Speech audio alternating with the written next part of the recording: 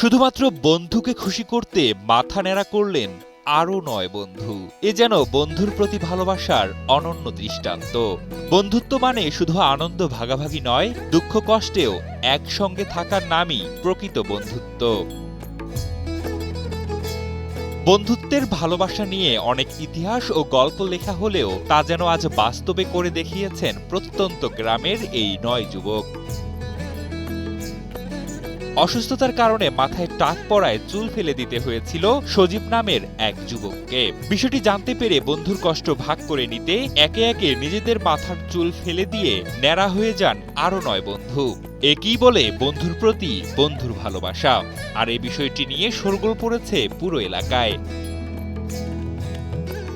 সজীবের বন্ধুরা জানান, সে যেন নিজেকে একা না মনে করে, সেজন্য তার মন ভালো রাখতেই তার বন্ধুরা এই সিদ্ধান্ত নিয়েছে। তবে তাদের নেড়া মাথার একটি ছবি সামাজিক যোগাযোগ মাধ্যমে ছড়িয়ে পড়লে তা নিয়ে শুরু হয় বেশ আলোচনা। তবে বন্ধুদের এমন ভালোবাসায় মুগ্ধ হয়ে সজীবও আয়োজন করেছেন এক ব্যতিক্রমী লটারির, যেখানে প্রথম বিজয়ীকে তিনি উপহার দেন একটি খাসি, দ্বিতীয় জনকে দেন একটি রাজহাঁস এবং তৃতীয় জনের হাতে তুলে দেন একটি দেশি মোরগ। এছাড়া বাকি বন্ধুদের প্রত্যেককে দেন একটি করে হাতঘড়ি।